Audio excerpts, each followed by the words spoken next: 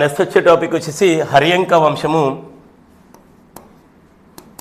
ఈ హర్యంక వంశము ఎవరై అంటే బటియా స్టార్ట్ చేస్తాడు.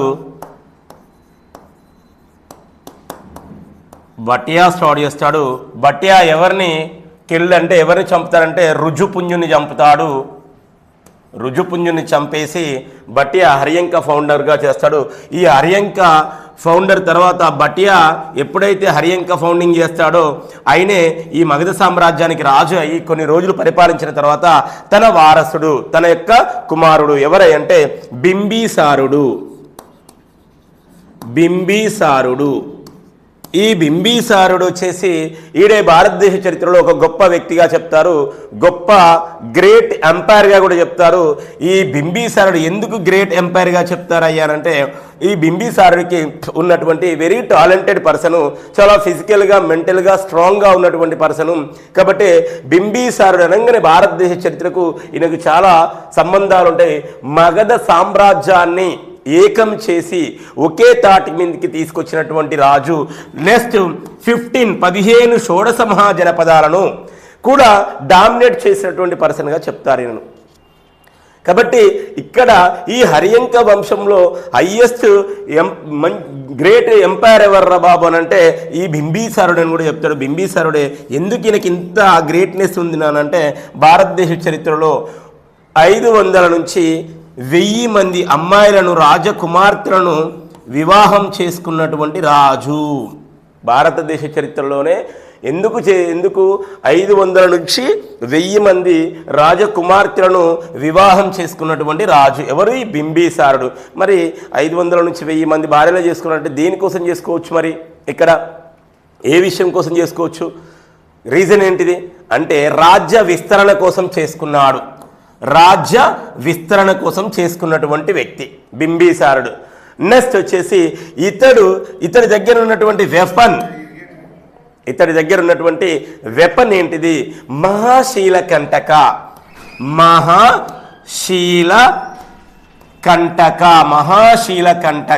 అనేటువంటి వెపన్ ఉంటుంది ఈయన దగ్గర. ఏ వెపన్ ఉంటుంది? మహాశీలకంటక అనేటువంటి వెపను ఈ బింబిసారుని దగ్గర ఉంటుంది. దీనితోనే ఇతడు యుద్ధాలు చేసి రాజ్యాలను ఆక్రమించుకున్నటువంటి సామ్రాజ్యకర్తగా చెప్తారు. మహాశీలకంటక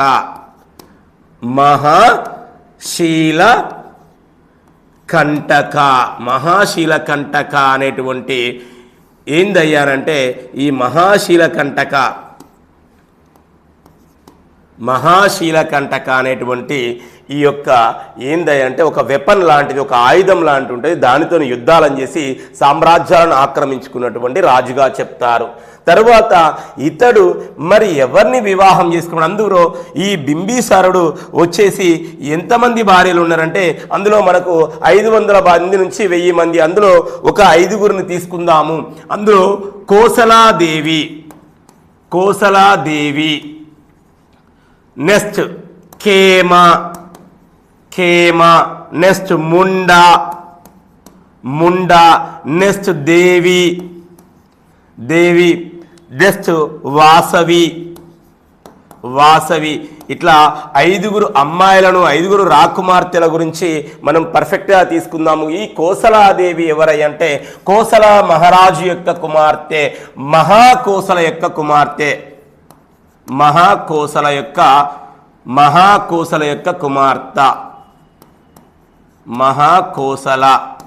ఈ మహాకోసల యొక్క కుమార్తె ఎవరంటే కోసలాదేవి. బింబిసారుడు వివాహం చేసుకునే క్రమంలో ఈమెకు కట్నంగా డౌరీ కింద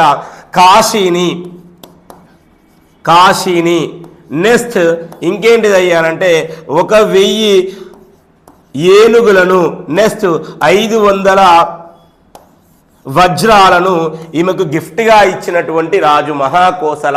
ఈ మహాకోసల యొక్క పుత్రుడు లేదా సన్ ఇతడు ఎవరంటే ప్రసేనజిత్తుడు.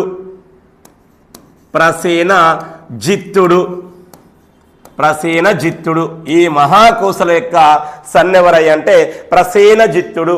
ఈ ప్రసేనజిత్తుడు ఎవరు? మరి ప్రసేనజిత్తుడు అంటే మహాకోసల, ఇటు కోసలాదేవి యొక్క బ్రదర్గా చెప్తారు. ఈ కోసల మహాకోసల కొడుకైతుడు కోసలాదేవికి బ్రదర్ అవుతాడు. కాబట్టి ఈ కోసలాదేవి ఈమె ఎవరి యొక్క పట్టప్రాణి అంటే ఈ బింబిసారుడు యొక్క పట్టప్రాణి. బింబిసారుడు యొక్క పట్టప్రాణి. కాబట్టి ఈ అర్యంక వంశంలో గ్రేట్ ఎంపైర్ ఎవరు బాబు అని అంటే ఈ బింబిసారుడు అని చెప్తారు. నెక్స్ట్ వచ్చేసి బింబిసారుడు తర్వాత ఎవరు వస్తారంటే ఈ బింబిసారుడు తర్వాత అజాతశత్రు అనేటువంటి రాజు వస్తాడు. బింబిసారుడు తర్వాత ఈ అజాతశత్రువు ఎవరు మరి? ఇతడు అజాతశత్రువు బింబిసారుడికి పుట్టినటువంటి బిడ్డ. భారతదేశ చరిత్రలోనే ఎవరయ్య అంటే ఈ బింబిసారుడికి పుట్టినటువంటి బిడ్డ ఎవరంటే అజాతశత్రువు.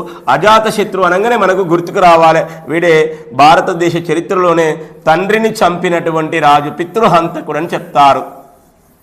పితృహంతకుడు ఎవరు? భారతదేశ చరిత్రలోనే పితృహంతకుడు ఎవరయ్య అంటే అజాతశత్రువు. Good morning students. ఇప్పుడు అజాతశత్రువు గురించి తీసుకుందాము. అజాత శత్రువు. ఈ అజాతశత్రువు గురించి తీసుకున్నట్లయితే ఇతడు తండ్రిని చంపినటువంటి వ్యక్తి భారతదేశ చరిత్రలో. నెక్స్ట్ మగధను పరిపాలించినటువంటి వాడు. తండ్రిని చంపినటువంటి భారతదేశ చరిత్రలోనే తండ్రిని చంపినటువంటి వ్యక్తిగా చెప్తారు. ఈ అజాతశత్రువు ఏంటిది అయ్యానంటే ఇతడే మగధ సామ్రాజ్యాన్ని పరిపాలించినటువంటి మళ్ళీ ఒక గ్రేట్ ఎంపైర్, క్రూరుడు అని చెప్తారు, చాలా డేంజరస్ పర్సన్ కూడా చెప్తారు. ఇతడి కాలంలోనే బుద్ధిజం బౌద్ధ మత కర్త అయినటువంటి బుద్ధుడు మెడిటేషన్ చేసినటువంటి టైం పీరియడ్ ఇతని కాలంలో. ఎవరు? అజాతశత్రుడి కాలంలోనే. గయాలో బుద్ధుడు ఏం చేస్తాడంటే బోధ్గయలో ఆయన బోధి వృక్షం కింద రావి చెట్టు కింద జ్ఞానోదయం చేస్తాడు. అప్పుడు ఆ టైంలోనే ఇతన్ని చూసి అజాతశత్రువు చూసి అతన్ని డిస్టర్బ్ చేయకుండా ఆ పార్క్ని దాన్ని అంతా డెవలప్ చేసుకుంటూ ముందుకు వెళ్తాడు. కాబట్టి ప్రత్యక్షంగా చూసినటువంటి రాజు అజాతశత్రువు. బుద్ధుని లైవ్లో చూసినటువంటి రాజు ఎవరంటే అజాతశత్రువు. నెక్స్ట్ బుద్ధుడికి ఈక్వల్ పర్సన్ ఎవరు మరి అని అడుగుతారు. అప్పుడు బింబిసారుడు అని చెప్తారు. బుద్ధుడికి ఈక్వల్ పర్సన్ ఎవరు అంటే బింబిసారుడు. కాబట్టి ఇక్కడే మనకు మగధ రాజ్యంలో ఎవరుంటారంటే అజాతశత్రు టైం పీరియడ్లో ఒక అందమైన అమ్మాయి ఉంటుంది. ఆ అమ్మాయి ఎవరు? ఆమ్రపాలి. ఈ ఆమ్రపాలి ఎవరు మరి? ఈమె ఆమ్రపాలి ఈమె ఒక వేశ్య. ఎవరి కాలంలో? అజాతశత్రు కాలంలో మగధ సామ్రాజ్యంలో ఉంటుంది. ఈమె కాడ మినిమం ఈమె చాలా అందగత్తె, భూతల స్వర్గం అని చెప్పొచ్చు ఈమెను.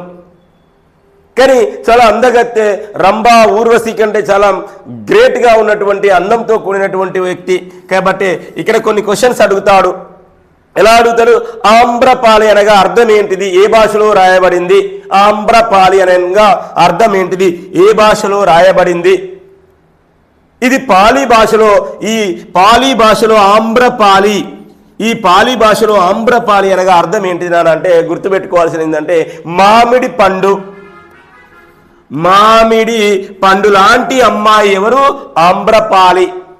మామిడి పండు లాంటి అమ్మాయి. కాబట్టి ఈ ఆమ్రపాలి కాడ షోడశ మహాజనపదాలకు చెందినటువంటి 15 మంది రాజులు ఈమె కాడికి వచ్చి తనతోని కలవడం కోసము ఆ రోజులలోనే 40 లక్షల రూపాయల డిపాజిట్ చేసేవాళ్ళంట రాజరిక వ్యవస్థలో. ఆ రాణి కోసం, ఆ రాణి ఎప్పుడు ఆర్డర్ ఇస్తే అప్పుడు వెళ్ళి కలిసేవాళ్ళు అనేసి ఒక అంచనా ఉంది. కాబట్టి అంత అందగత్తె. కాబట్టి ఇక్కడే ఆ టైంలోనే అజాతశత్రువు టైంలోనే ఏంటిది నానంటే అజాతశత్రువు ఎప్పుడైతే తన రాజ్యంలో ఇలాంటి అమ్మాయి వేశ్య ఉంది అని తనకు తెలుసు, ఇక్కడే బుద్ధుడు మెడిటేషన్ చేస్తున్నాడు. బుద్ధుడు మెడిటేషన్ చేసే క్రమంలోనే బుద్ధునికి కలలోకి వచ్చినటువంటి అమ్మాయి కూడా ఆమ్రపాలే. కాబట్టి బుద్ధుడు మెడిటేషన్ అయిపోయిన తర్వాత ఎవరి దగ్గరికి నేరుగా పోయాడు బాబు అని అంటే ఆమ్రపాలి వాళ్ళ ఇంటికి వెళ్ళి అక్కడ కూర్చొని ఆమెను మార్చుకొని ఆమె మొదటి శిష్యురాలుగా మారిపోద్ది. ఆమె ఎవరు? మగధ సామ్రాజ్యంలో. ఎందుకనంటే ఒక వేశ్యగా ఉన్నావు, నీ ఇక్కడికి రాజులు వస్తున్నారు కాబట్టి ఖచ్చితంగా నువ్వు మారిపోవాలి, రాజ్యరిక వ్యవస్థ చిన్నాభిన్నమైపోద్ది అనేసి ఈ యొక్క ఆమ్రపాలి మార్చుకున్నటువంటి వ్యక్తి ఎవరంటే ఈ యొక్క బుద్ధుడు, గౌతమ బుద్ధుడు అని చెప్తారు. కాబట్టి ఆమ్రపాలిని మార్చుకొని తన శిష్యరికాన్ని తీసుకొని ముందుకు తీసుకెళ్ళినటువంటి వాళ్ళల్లో ఈ యొక్క ఆమ్రపాలి కూడా ముందుంటది.